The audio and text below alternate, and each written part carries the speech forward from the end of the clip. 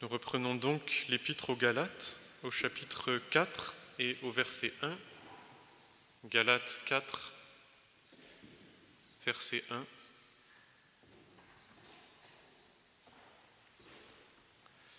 Or je dis que l'héritier, aussi longtemps qu'il est enfant, ne diffère en rien de l'esclave, quoiqu'il soit maître de tout.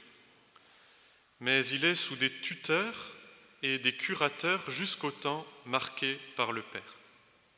Nous aussi, de même, lorsque nous étions enfants, nous étions esclaves des rudiments du monde, mais lorsque les temps ont été accomplis, Dieu a envoyé son Fils, né d'une femme, né sous la loi, afin de racheter ceux qui étaient sous la loi et de nous faire obtenir l'adoption filiale. Et parce que vous êtes fils, Dieu a envoyé dans vos cœurs l'Esprit de son Fils, lequel crie « Abba, Père !» Ainsi, tu n'es pas esclave, mais fils. Et si tu es fils, tu es aussi héritier par la grâce de Dieu. Et le verset que je voudrais qu'on médite, c'est le verset 4. « Mais lorsque les temps ont été accomplis, Dieu a envoyé son Fils, né d'une femme, né sous la loi, afin de racheter ceux qui étaient sous la loi. » On va lire dans le prologue de l'Évangile de Jean, au chapitre 1.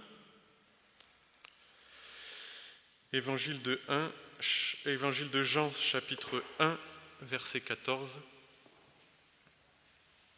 Évangile de Jean, chapitre 1, verset 14. « Et la parole a été faite chair, elle a habité parmi nous pleine de grâce et de vérité, et nous avons contemplé sa gloire, une gloire telle qu'est celle du Fils unique venu d'auprès du Père. La parole a été faite chair, elle a habité parmi nous pleine de grâce et de vérité. » Un autre passage dans l'Épître aux Corinthiens, la première Épître aux Corinthiens au chapitre 15. Je ne sais pas si on le méditera, mais je voudrais qu'on l'ait à l'esprit pour le reste. 1 Corinthiens, chapitre 15, verset 45. « C'est ainsi qu'il est écrit, le premier homme, Adam, a été fait âme vivante. Le dernier Adam, donc Jésus-Christ, est esprit vivifiant, mais ce n'est pas ce qui est spirituel qui vient le premier, c'est ce qui est animal, le spirituel vient ensuite. Le premier homme étant de la terre et terrestre, le second homme est du ciel. Tel est le terrestre, tels sont aussi les terrestres. Tel est le céleste, tels aussi sont aussi les célestes. Et comme nous avons porté l'image de celui qui est terrestre, nous porterons aussi l'image de celui qui est céleste. » Un passage dans la première épître de Jean.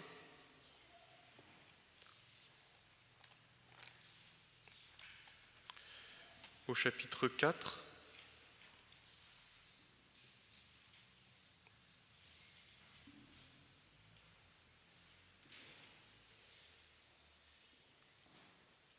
Verset 14. « Et nous avons vu et nous rendons témoignage que le Père a envoyé le Fils pour être le Sauveur du monde. Si quelqu'un confesse que Jésus est le Fils de Dieu, Dieu demeure en lui, et lui en Dieu. Et nous avons connu l'amour que Dieu a pour nous, et nous y avons cru. Dieu est amour, et celui qui demeure dans l'amour demeure en Dieu, et Dieu demeure en lui. »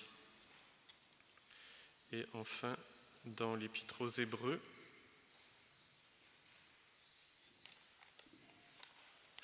au chapitre 10, verset 5, Hébreux 10, verset 5. « C'est pourquoi le Christ, entrant dans le monde, dit « Tu n'as voulu ni sacrifice ni offrande, mais tu m'as formé un corps. Tu n'as agréé ni les holocaustes, ni les offrandes pour le péché. Alors j'ai dit, voici, je viens. » Dans le livre, il est parlé de moi. « Je viens pour faire, ô Dieu, ta volonté. » après avoir dit d'abord « Tu n'as agréé ni sacrifice, ni offrande, ni holocauste, ni oblation pour le péché, ce qui pourtant est prescrit par la loi », il ajoute « Voici, je viens pour faire ta volonté ». C'est en vertu de cette volonté que nous avons été sanctifiés et nous l'avons été une fois pour toutes par le don du corps de Jésus-Christ. Nous avons été sanctifiés une fois pour toutes par le don du corps de Jésus-Christ. Lorsque nous étions enfants, nous étions esclaves des rudiments du monde, mais lorsque les temps ont été accomplis, Dieu a envoyé son Fils, né d'une femme, né sous la loi, afin de racheter ce qui était sous la loi et de nous faire obtenir l'adoption.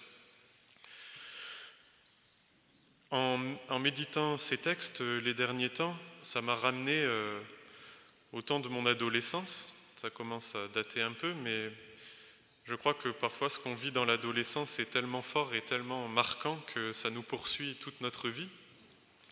Et j'ai été très marqué par ce passage parce que il est vrai que quand on est enfant et qu'on est adolescent, il est dit on est esclave des rudiments du monde. Et je crois, j'ai l'impression, l'adolescence, c'est le moment où on va prendre conscience de cet esclavage. C'est un esclavage, c'est un joug, c'est quelque chose qui pèse sur nous et qui, normalement, est difficile à supporter.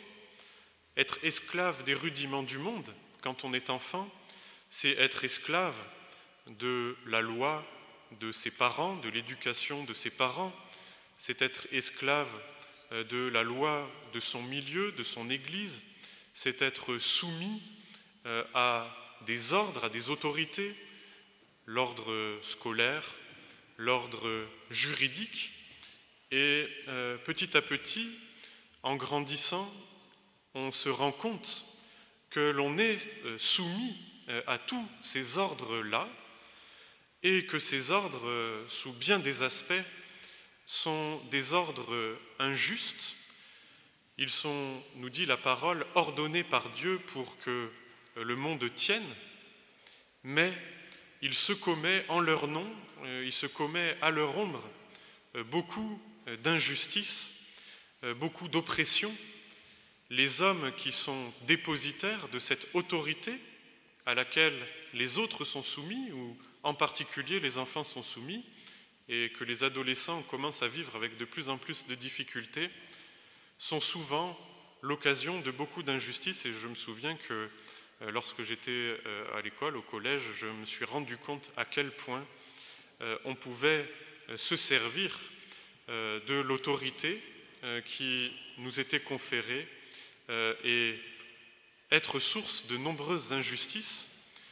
Quand je voyais la manière dont les profs avaient une tendance bien plus grande à être sévères avec les élèves dociles et laxistes avec les élèves rebelles, parce qu'ils n'avaient pas envie de rentrer en conflit, parce qu'ils n'avaient pas envie d'avoir trop de crises dans la classe. Et il était plus facile de s'en prendre aux élèves les plus dociles et de laisser courir les élèves les plus rebelles.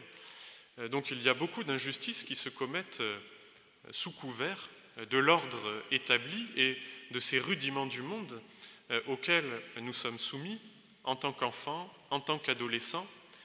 Et la parole le dit, cet ordre qui est l'ordre de la loi, qui est l'ordre des lois qui pèsent sur les enfants et dont l'adolescent prend progressivement conscience, crée la colère. Je pense qu'il y a différents types de tempéraments. Quand on prend conscience de ces autorités qui pèsent sur nous, il y a le désir de s'en affranchir, de s'en émanciper, ou alors quand on a un tempérament peut-être plus docile, j'aurais envie presque de dire quand on a un tempérament plus de droite, on va plus facilement s'y conformer et le poursuivre, sans que cela suscite particulièrement de crise, mais parce que l'ordre dont on hérite nous correspond à notre tempérament, correspond à notre caractère. Et peut-être quand on est plus docile, plus religieux, que l'ordre dans lequel on grandit nous correspond, on va le poursuivre de manière assez naturelle, et d'autres peut-être plus rebelles, plus en difficulté, peut-être aussi parfois ayant moins la capacité d'y souscrire, moins la force naturelle pour y obéir, vont sentir dans leur cœur la colère vis-à-vis de cet ordre dont ils héritent, cet ordre qui est très souvent arbitraire, qui peut être un ordre naturel, qui est l'ordre de la famille, qui est l'ordre du milieu dans lequel on grandit, mais qui peut être aussi un ordre culturel, souvent très arbitraire, fait d'habitudes, fait de traditions, qu'on nous impose sans forcément y réfléchir, sans forcément non plus nous donner les clés, les explications de pourquoi on fait telle chose, pourquoi est-ce qu'il faut se soumettre à telle chose. Et personnellement, c'est quelque chose que j'ai eu énormément de peine à supporter. Les injustices commises au nom de l'ordre établi, au nom de l'autorité, et puis cet ordre dont on me faisait hériter, et il y avait plein d'aspects de cet ordre que je ne comprenais pas, qui me semblait arbitraire, qui me semblait contestable aussi.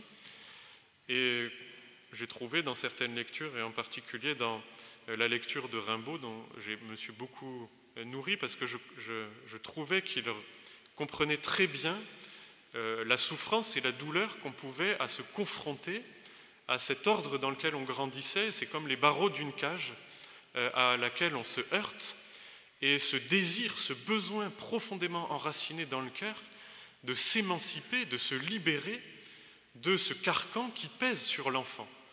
Et il me semble qu'il y a quelque chose de naturel aussi, de légitime, de compréhensible, d'avoir besoin intérieurement de se libérer, de s'émanciper de ces rudiments du monde qui pèsent sur nous. Et les rebelles dans la société, les gens insoumis, sont des gens aussi qui ressentent parfois avec beaucoup d'acuité ce besoin d'émancipation intérieure, ce besoin de libération. Et peut-être qu'aujourd'hui, ce mot émancipation est très connoté politiquement, il est porté par les partis de gauche, par les partis d'extrême gauche, parce qu'il porte, je pense, une aspiration humaine profonde, ce besoin, ce désir de se libérer des rudiments du monde qui pèsent sur nous, et la quête, quelque part, intérieurement, d'un affranchissement des lois, des ordres de la nature, de la culture, de la famille, de la société, de son arbitraire, de ses injustices, qui produisent énormément de colère. Pourquoi la loi? Elle produit la colère. C'est ce que dit l'Épître aux Romains. Et Rimbaud disait ça de manière très, très poétique et très belle en parlant. Il disait j'ai toujours eu de l'affection pour le forçat, c'est-à-dire je pense qu'il pensait à Jean Valjean dans Les Misérables de Victor Hugo, mais de l'affection pour le forçat sur lequel se referment toujours les portes du bagne. Il y a cette réalité que l'homme qui va comprendre, l'adolescent même, qui va se rendre compte de ces rudiments du monde qui pèsent sur lui, une révolte, et on peut être comme ça aussi dans l'Église, parce que l'Église représente aussi un ordre, une autorité, une culture parfois très humaine, contre laquelle on va se heurter, qui va susciter en nous par ses lois, par son ordre, des révoltes, des contestations, et on se révolte, on se rebelle, parce que nous sommes des hommes révoltés, nous sommes des hommes rebelles, et nous nous heurtons sans cesse, comme ce forçat, au barreau de la cage, et nous sommes sans cesse ramenés. Le bagne se referme sans cesse sur nous, parce que la parole veut nous montrer, et c'est là la pédagogie de la loi, que la colère qu'elle suscite, la révolte qu'elle suscite contre, je dirais, ce qui pèse sur nous, les situations compliquées dans lesquelles nous sommes imbriqués. Et je pense qu'au sein de la mission, c'est quelque chose que j'ai eu le plus de mal à vivre et qui me demande une révélation particulière et je dirais un renouveau de foi régulièrement. C'est ce mélange entre l'ordre spirituel de Dieu à laquelle il est nécessaire de se soumettre, à laquelle nous sommes appelés à nous soumettre.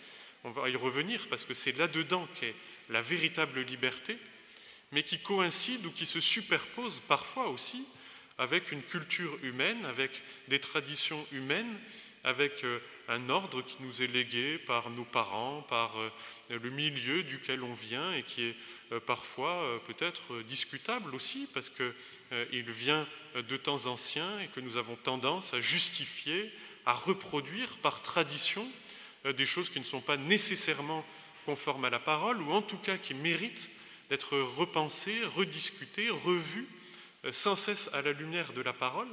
Mais le fait est que parfois coïncide, et c'est un peu difficile à vivre, un ordre humain, des traditions humaines, et puis la vérité de la parole, la nécessité d'un ordre spirituel dans l'Église, la nécessité aussi pour nous de nous soumettre à la parole, au Père des Esprits, au Seigneur Jésus-Christ et à son joug, qui est un joug léger, dans lequel nous allons trouver la véritable liberté, je dirais la véritable émancipation.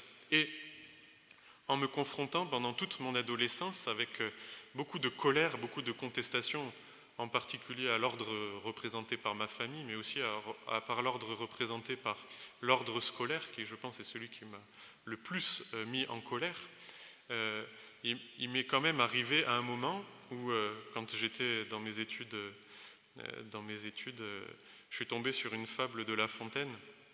Et la fable de La Fontaine, c'est le chien et le loup. Et vous avez donc ce loup maigre qui rencontre un chien qui est bien nourri, qui est un peu, on pourrait dire, un représentant de l'ordre établi, du système social, qui est bien nourri, qui est en sécurité, mais qui est attaché à une laisse. Et puis ce loup le rencontre, il est un peu jaloux de sa graisse, parce que lui a faim, parce qu'il est affamé. Et puis, quand il lui demande qu'est-ce qu'il faut faire pour avoir cette situation plus enviable que la sienne, le chien lui répond il suffit de faire la chasse au loup errant, et puis de complaire à son maître et d'être attaché à une chaîne, et alors à ce moment-là, tu es bien nourri. Et là, le loup s'enfuit, et la fin de la fable termine avec et le loup court encore. Parce que on est prisonnier un peu de cette alternative en tant qu'humain.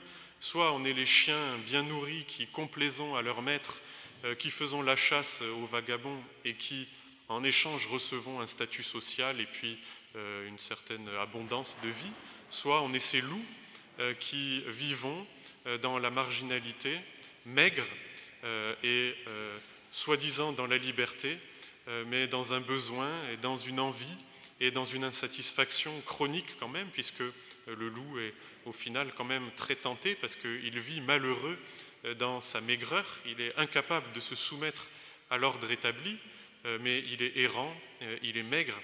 Et cette alternative, sur le coup, je l'ai assez mal comprise, c'est que j'ai fait comme le loup, je me suis enfui et j'ai quitté mes études parce que je ne supportais plus. J'avais l'impression que continuer dans ce chemin-là, c'était en fait souscrire à l'ordre établi pour être bien nourri, mais qu'en échange, il fallait complaire à ses maîtres et surtout faire la chasse aux autres.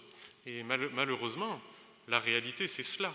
Soit on s'émancipe dans la violence et on vit dans la maigreur et dans l'insatisfaction et dans la solitude, soit on complaît et on fait la chasse aux autres et peut-être on se nourrit, on devient gras, mais à quel prix ?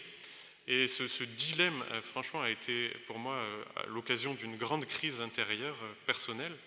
Et j'ai été amené, je pense que c'est aussi la pédagogie de la loi, amené à prendre conscience qu'il n'existe de véritable liberté que lorsque l'on accepte de devenir des fils de Dieu en Jésus-Christ. Et il nous est dit ici, Jésus-Christ est venu sur terre, il est né d'une femme, né sous la loi, pour nous affranchir afin que nous recevions l'esprit d'adoption. Et c'est là que l'œuvre de Christ, magnifique, prend tout son sens pour nous. Dieu, voyant cette alternative impossible dans laquelle on est, soit être des rebelles, soit être des chiens de garde, a envoyé son Fils, qui est né d'une femme, qui est né sous la loi, pour nous affranchir de la puissance de la loi et nous donner l'esprit d'adoption, parce que là où est l'esprit, là règne la liberté. Là où est l'esprit, nous devenons fils de Dieu et nous devenons vraiment libres.